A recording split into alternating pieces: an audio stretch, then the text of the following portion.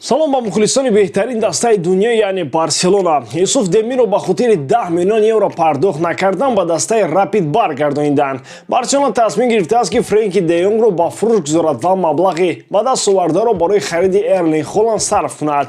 Дар Барселона то ҳол мақсади трансфери Алваро Моратаро доранд, ҳарчанд ки Ювентус намехоҳад футболбозро аз даста ҷавоб диҳад. Президенти Барса Жоан Лапорта баъд аз бозӣ бо Реал Мадрид ба назди футболбозон фаромада ба онҳо гуфтааст ки аз бозии нишондодааш он ифтихор дорад. Ҳамаи хабарҳо дар барномаи имрӯза. Аз шумо дӯстон лайк ва дар канал обуна шудан аз мо бошад ҳар рӯз видеои нав баровардан. Акнун дар ягон ҷо баъз ушнед мо бошад сар мекунем.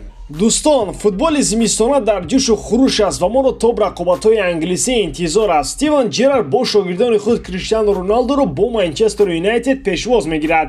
Рақобати асосии ин ҳафта лидерони Премер-лигаи Англия Манчестер Сити бо Челси во мехӯранд. Оё лондониҳо метавонанд аз шогирдони Гвардиола хол гиранд? Тамошои бозиҳоро бо 1x ҷолибтар кунед. Регистратсияи осон, пур кардани маблағ аз тамоми гӯшаву канори дунё, вале аз ҳам муҳим бонус то $100 дар аввалин пардохт бо промокоди Барса. Ссилкаи бозӣ дар комментария. Ба ҳама муваффақият.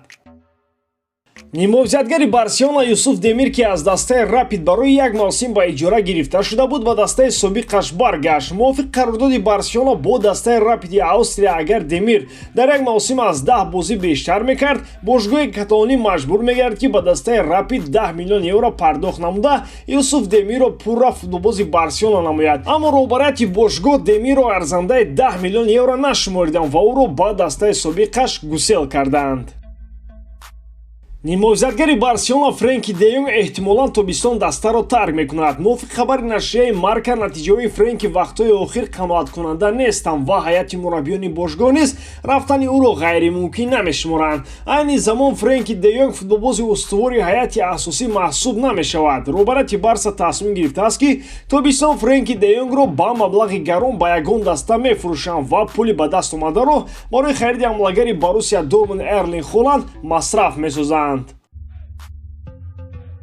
роҳбарияти Барселона барои ба бошгоҳ овардани ҳамлагари Ювентус Алваро Мората фаъолона кор мебаранд. Сармураббии даста хави шахсан Моратаро интихоб кардааст ва худи ҳамлагари мунтахаби Испания низ барои омадан ба Барселона зид нест ва ҳарчи зудтар мехоҳад ки тарки шаҳри Турин кунад. Вале барои Барселона хоҳиши Мората нақши муҳимро намебозад, зеро худи Мората дар дастаи Ювентус аз тарафи Атлетико Мадрид ба иҷора дода шудааст ва барои овардани ӯ музокиротҳо бо ҳардуи даста идома дорад. Жоан Лапорта дар суоле ки ба Мората раб дорад гуфтааст ки Барселона ба футболбозоне ки голҳои зиёд мезананд хеле ниёз дорад ва бо вуҷуди омадани Ферран Торрес Алваро Мората барои Барселона бисёр зарур аст.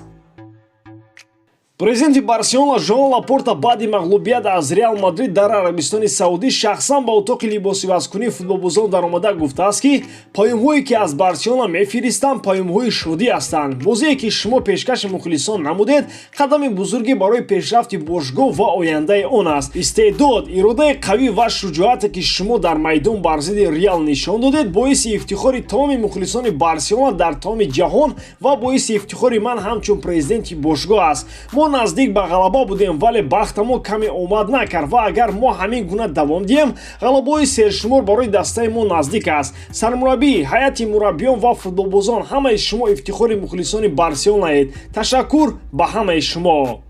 Юсуф Демир футболбози бад набуд, вале дар мавқеи ӯ аллакай футболбозон хеле зиёд гаштанд ва дар курсиҳои эҳтиётӣ нишастани ӯ барои пешрафт карданаш зарар мерасонад. Бо омадани Ферран Торрес аллакай маълум буд ки дигар Демир барои Барса лозим намешавад, вале дар оянда баргардониндани Демир ба Барселона фикри беҳтарин хоҳад буд. Френки де Йонг вақтҳои охир дар ҳақиқат сатҳаш паст шудааст. Шояд дар мавқеи асосияш ӯро намегузоранд ё ин ки тактикаи Барселона барои ӯ мувофиқ нест. Вале ба ҳар ҳол агар ӯро фурӯшанд Барселона зарар мебинаду фоида не. Ивазкунандаи Френки де Йонг зиёданд. Педри, Гави, Нико, Рики Пуч ва ба хотири Холандро овардан риск кардан меарзад. Агар сармураббии Манчестер Юнайтед тенхак шавад, ҳатман талаб мекунад ки ба ҷои Погба Френкиро биёранд ва барои Юнайтед 80-90 миллион евро пардохт кардан мушкилӣ эҷод намекунад. Алваро Мората шахсан худаш пофишорӣ дорад ки ӯро иҷозаи рафтан ба Барселонаро диҳанд. мегӯянд. Билохира Ювентус барои иҷораи Мемфис Депай розӣ гардид, вале худи Депай барои рафтан ба Ювентус розӣ нест. Агар ҳамин зимистон Марата биёяд, дар чоргунаи беҳтарин будани Барселонаро ман кафолат медиҳам. Ба гуфтаҳои президенти бошгоҳ Жоан Лапорта мувофиқам, зеро Барселона беҳтарин бозиашро дар ин мавсим маҳз бар зидди рақиби ашадии худ Реал Мадрид нишон дод. Аз чунин бозӣ ман ҳам ифтихор дорам ва боварӣ дорам баргаштани Барсаи бузург наздик аст. Шумо дар ин бора чӣ фикр доред дӯстон? Дар бораи ҳама ҳамин хабарҳое ки дар видеои имрӯза гузаштем. Дар ин ҳолат Барселонаро дӯст доред ва канали Барса ТВ-ро дастгирӣ кунед. Дастгирии шумо пешравии мо. Бо шумо мисли ҳар вақта Муҳаммад Гайров. Хай дӯстон, дар паноҳи Аллоҳ.